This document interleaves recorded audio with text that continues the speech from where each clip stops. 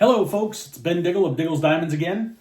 Uh, if you haven't figured it out by now, we just started talking on these. Just kept forgetting. It's the hazard of having your friends on.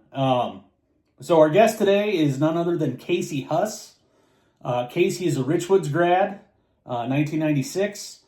Went from Richwoods to Bradley, Bradley to ICC, where he was a two-time All-American, and then went to St. Andrews University, which is a D2 school down in North Carolina. Today, Casey lives just outside Charlotte with his wife, the former Gina Brophy, who you may all remember as being probably one of the best female athletes to ever come out of the city. So shout out to Gina as well for letting Case jump on with us. Casey was a heck of a ball player at ICC, first baseman. Casey was a heck of a ball player all the way through. I remember when I was at Dunlap back in the 90s, it was very uncommon for us to play the Middle Illini and Mid-State 6 schools.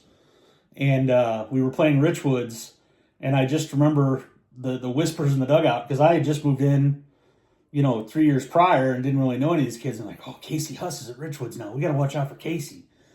It didn't matter that they had Mike Pinka and guys like that. They were all worried about Casey. So he can play a little ball, that's for sure. So hope you enjoy this. And again, just try and provide some perspective on what you should be looking to get out of this coming high school baseball season. Trendsetter, whoa, league of my own, it don't get better. No, read what I wrote, I'm a bestseller. Yeah, reach for my goals, hit it dead center. How's the weather down there? 71 today. Beautiful. Oh, beauty. Are the boys I've been playing to two already? baseball games this week. I knew it. So you already had your draft for your league? No, not me personally. My son. Your boys? Okay. Diggle, did you know that Casey still plays himself like a Oh, I Sunday did. multi-league? Yeah. Darn right. Might That's as right. well. I'm going to be a menace this year. I told my kids that. And his arm finally healed after 28 years from Coach Sullivan leaving him in for 200 pitches. It is fully healed, and he's now pitching occasionally, which I love to hear. Honest statement though, like my arm feels better now than it ever did in high school. College, it was good, but then like now it actually feels better now than it ever did in college too. For some reason. Hey, you never know. Sometimes you get that second win. Diggle, should we have Huss kind of go through his playing curriculum vitae? Yes. And then we'll let him kind of take the floor. So Casey, tell us a little bit about your start. You can start where you want. When I first met you, Coach Jim Panka of our 8th grade team recruited you from Farmington after a stellar display at the Dewey Calmer Bradley baseball camp.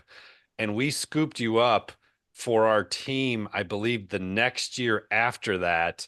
A key addition on the mound and at first base, and just not only stole you from Farmington, but literally you moved into the Richwoods district shortly after that. And, you were our guy from then on.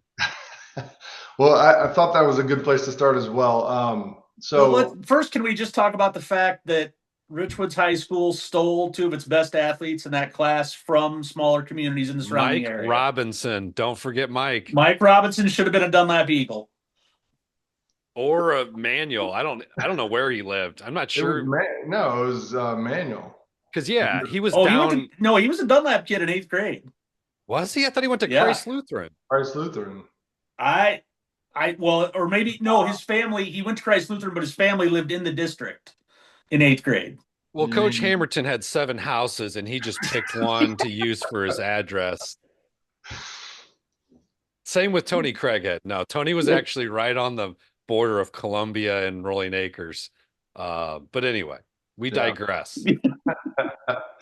So I'm an avid listener or watcher of this podcast. So I've kind of listened to how you guys have broken down where does it start and where does it end. But back in Central Illinois in the day, Dewey Calmer's winter hitting clinic was where it was at. I mean, frigid temps. You'd walk into Hostler Hall and then go through the regiment of learning about fast twitch muscle fibers and everything of the sort.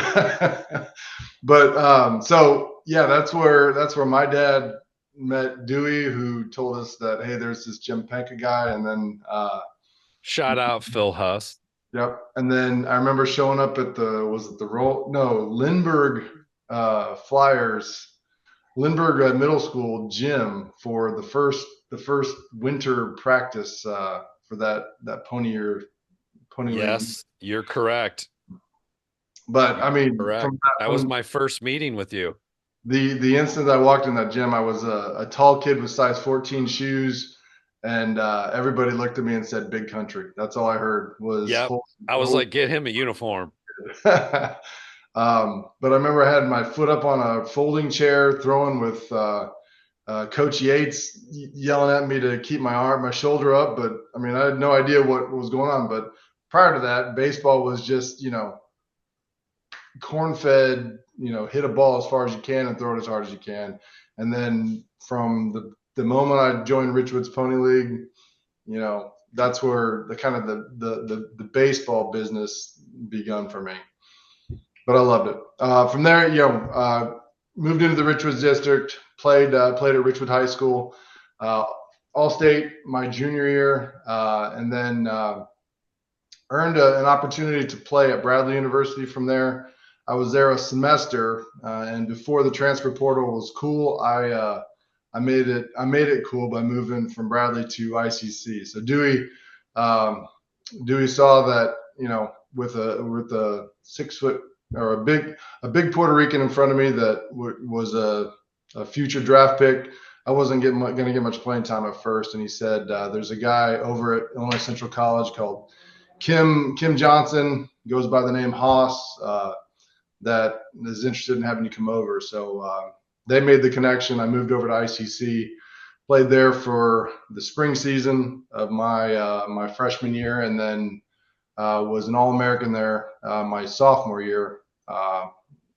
And then that gave me the opportunity to move on down to a Division II school in North Carolina, where I ended up at St. Andrews Presbyterian College at the time. It's now St. Andrews University, where I finished up there. Had a couple opportunities. Had a really cool moment where the Rays were there to see me play, and I went 0 for 4 with 4 strikeouts. But I think that's where my pro career ended, and here I am. So it's impressive either way. It was a pleasure to play with you. You're always a great leader.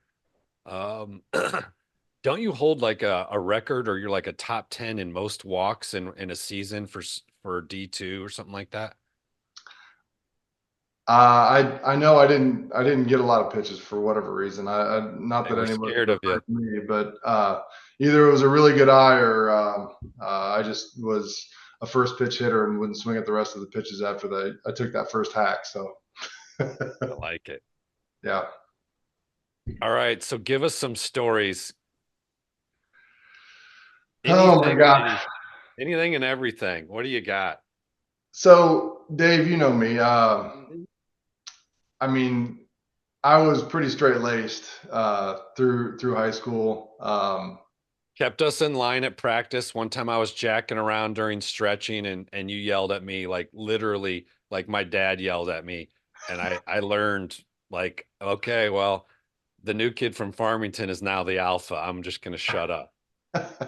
I'll never forget it, man. I was like, he wants to win. He wants to be serious. Like, all right, I got it. Wanted to win. Yeah, that's one thing. I can remember, though, actually latching on to the game the summer between my sophomore year and junior year of college, where it was in college, but it was with my summer team in college, because I was serious. I was just, you got to do it one way, the only way. And that, probably was a lot like our sophomore coach, Dave D. Lang. D. Lang, the legend. Hammered it into us. It was one way. I love that. I still love Is that the approach. Bloomington Bobcats summer team you're talking about?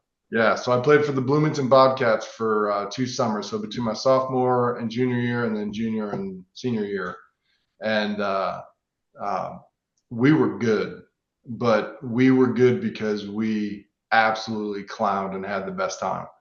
And that's probably the most fun I had playing baseball, to be honest with you. Arner was on that team, wasn't he?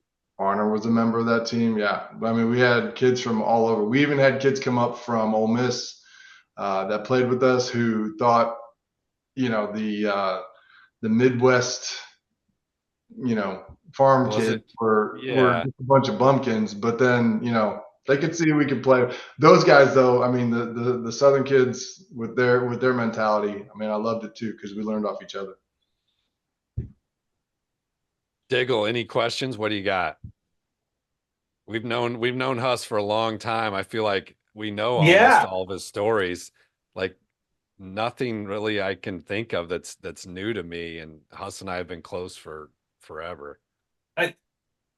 My favorite story involving Casey Huss goes back to a JUCO super regional at Illinois Central College between Illinois Central College and Lewis and Clark. And Casey and another good friend of mine, who was the first baseman at Lewis and Clark, Brian Lewis, you were leaving messages to each other in the dirt, Case? Yeah. Tell that story. They weren't messages. It was a game of tic-tac-toe. But so, Dave, you're going to love this. I can't even believe, Ben, you knew that story. And I can't believe that I'm now remembering that story. But the first game of tic-tac-toe I ever played in the Diamond was with Sergio McLean. Yes. If Serge connected, it would go, but usually he did not connect. Who was a basketball player that happened to play baseball our sophomore year. But yeah. So from that point on, I always started tic-tac-toe games with whoever I was, my opposition was out there, just in the dirt. So, but that's what we were doing that game, Ben, was a game of tic-tac-toe. Tic-tac-toe. Unreal. Hey, by the way, Lou is not too far from you now. Well, a far relative term. He's down at South Carolina, Beaufort, down there in Myrtle Beach. Yeah. So, yeah, he's living it up down there, man. Cool. Casey, I'm curious because your boys are playing youth baseball and are fast approaching high school even. Compared to what you and I played, with Richwoods Little League in Illinois, Central Illinois, and I know we're talking 30 years difference, so there's obvious differences, but compare and contrast what you've seen now with your boys from your perspective that, maybe your dad, Phil, was watching, 30 years ago with us. What are the differences? What are the things that you like? Maybe you don't like now, the changes? Because I'm about to be there. My son's about to turn 10 and things are getting a little serious. It's pretty crazy. Yeah. I know just, looking at what we grew up with, there was nothing like we have today. I mean, it's night and day. I mean, I saw on Instagram the other day, the players to watch 9U in the country. You're really putting 9U kids on blast right now to say, this is the kid you need to watch. 9U, 10U. I mean, they just keep coming out with the, players to watch. If I didn't think it would hurt the kids, I would love to follow those kids for the rest of their career. You know what I mean? And just see, was it because you were twice the size of the average 9-year-old, or but it would just ruin that. If that kid didn't pan out, his life would be over. Yeah. But so, I mean, absolutely. But, and then, from just the resources, the science, the, even just the, the regiment that is existing in youth baseball today, that to me is the big change. I mean, Again, growing up in a small farm, rural community, we had a house league, and then we had a travel league that, I think our big games were against Canton and Havana. And, Don't sleep on Glassford. Shout out Kingston Mines. Yeah. But Brimfield, that's those communities, they turn out some kids, because I ended up meeting up with a bunch of them in college that, Yep. TJ Barnyard, Canton Little Giants. Yep. Shout out Josh Graham. Josh Graham. Grammy. Was a New Life Christian or something like that? Is that where he went? Yeah, he did, didn't he, Diggs? You would know, right? ICC it was like a Christian school. I have no idea. So, but yeah, so the youth experience today, I mean, we had nothing, none of that, no trainers. There was a cage on Farmington Road that I went to at the bottom of 116 Hill that, I mean, we pumped how many hundreds of dollars of quarters into that thing Was that Cartville? Cartville, yeah. Yeah. No, not Cartville. It was something shack. Or that little driving range, like next to the racetrack. Next to the river, yeah. Yep. Okay. Racetrack and river there. So that's where I learned to hit ultimately. It was off one of those, coin-fed machines. But then you fast forward to today, and it's find the organization you want to pay to be in.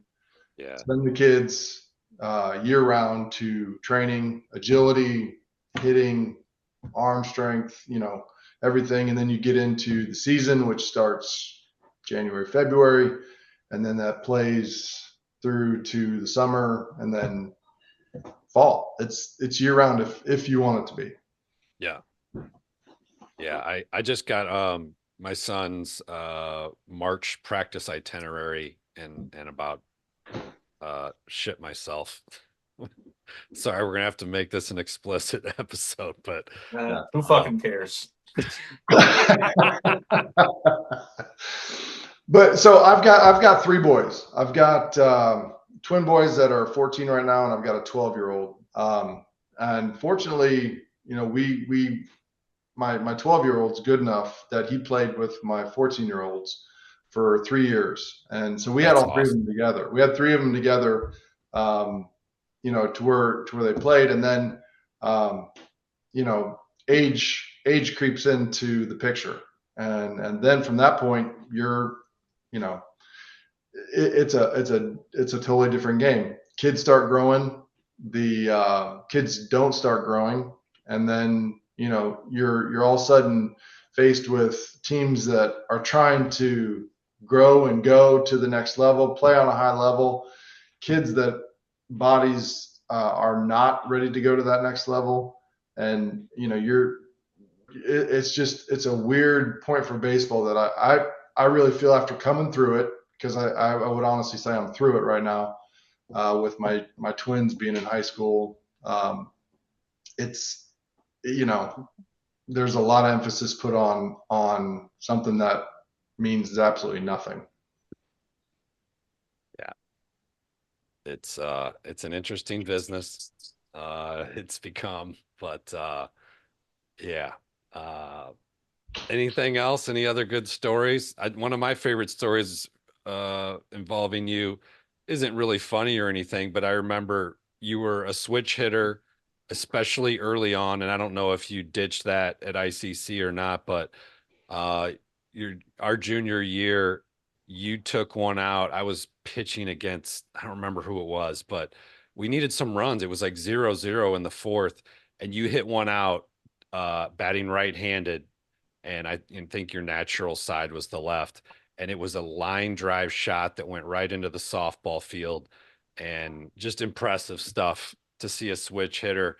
And being juniors, we were still a little bit young. Now you were always big, but that was our first taste of the varsity, and for you to hit that out right-handed, I'm like, we're gonna win this game.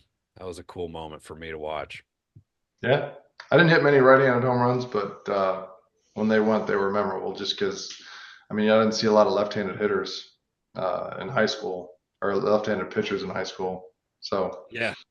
uh, Cortland Case, we Sutton were was we were it. reminiscing about the your guys' visit to our place when we were juniors, and we were all like, "Oh shit, Casey Huss is coming." but the entertainment of the day is, as Bentley reminded us, was Mike Pinka putting his foot through a garbage can in the dugout. And yeah, getting it stuck for like 6 minutes. in Galesburg, I remember that. And I mean, it was almost like, yeah, I mean, his foot was stuck in there, and he just kept couldn't hopping get it out. around on it. It was comic. It was unreal. It just wouldn't stop. I mean, even I remember Coach Brett Zahner was dying laughing. I mean, Yeah. how could you not? Was that junior year? Yeah, I think Yes. so. Yeah. Junior Yeah. year regionals, yeah. Unreal. Final game. All right, so let's do this, Case. Give me your favorite baseball memory. Doesn't matter if it's T-ball, high school, college, with your sons, doesn't matter. Favorite baseball moment. This would be last last summer with my three boys. We were at Truist Park in Atlanta. My wife had a business acquaintance that hooked us up with Delta, field level seats with the padded seats. Braves versus Mets, phenomenal game.